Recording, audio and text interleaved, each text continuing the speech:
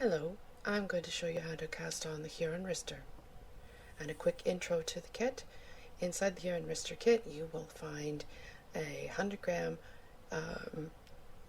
hank of all natural steel wool worsted weight, and as well as 2 skeins of naturally dyed wool in different colors there. Each kit is unique and they contain different ones. This particular one you see there, the colors are brown and gold from walnut and marigolds. There's also madder there on the top, and there's a nice green that we've included.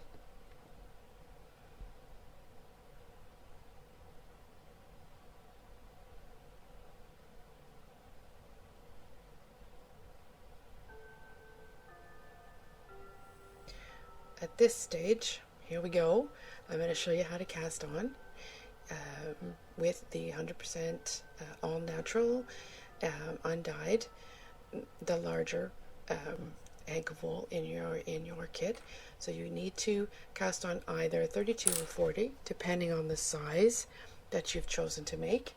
There's enough wool in the kits for both, and there's lots left over. We made sure to include a lot. I start with a slip knot. Very straightforward. I like to use a long tail cast on, but I can say that any type of cast on will work in this situation. This wool is very forgiving regarding stretch and tension, and worsted weight is fun and quick to work with. So you can use whatever cast on you like. What you see here is a long tail cast on. So simply you hold, you create a V and you hold one piece of the yarn around one and then the other around the other finger. You can see in the video that it's wrapped around the thumb and you sort of scoop it out.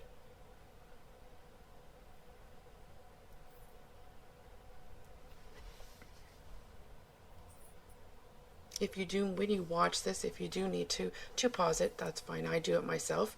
I've used YouTube a lot for my knitting, for my own learning, especially during COVID when you're stuck at home and you're not able to get out to those knitting groups that are invaluable just for social aspects, but also to learn new things. Okay, so here we go. We just keep going. I'm going for 32.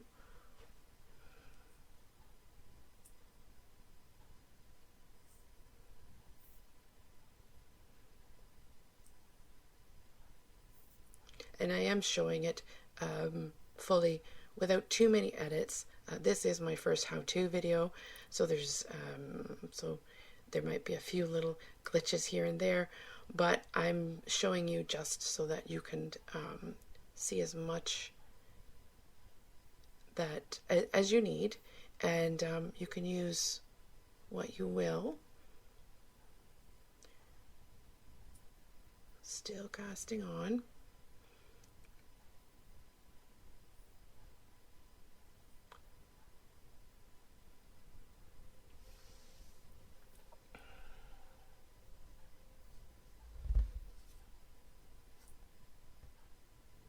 When I cast on, I just ensure that my tension is even, just to make sure it's not too tight, because you don't want your mitten too snug around the beginning of the cuff. So I make sure that my tension is even.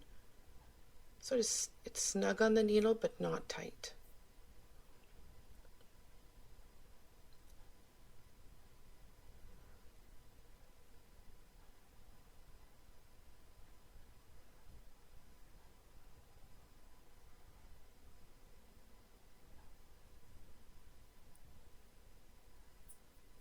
And then one more, looks like.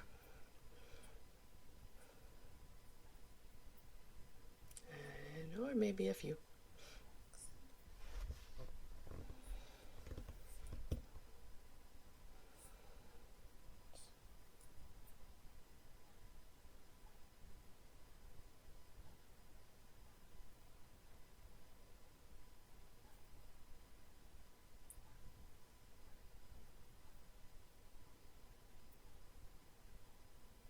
just pulling a bit more yarn out.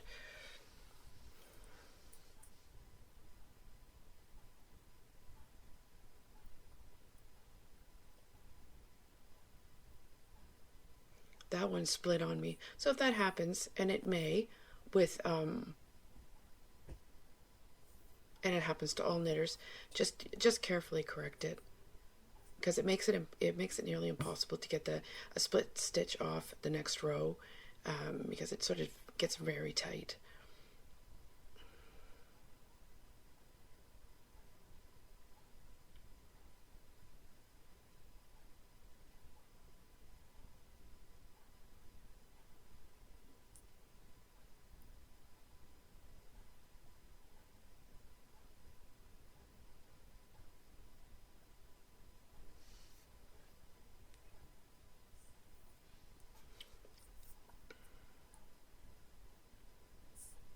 You can see my yarn tail there, just about too short. But I don't like to waste the wool. So I try to, when I do my long tail, I'm usually pretty close to what I need for the cast on. And in the pattern, it does say to place your marker after you join in the round. But I tend to, when I'm making stuff at home for other patterns or just making stuff from memory, I tend to use my the tail of my cast on as the marker as to where I joined. And there you have it, your cast on, in this case with 32 stitches, ready to go.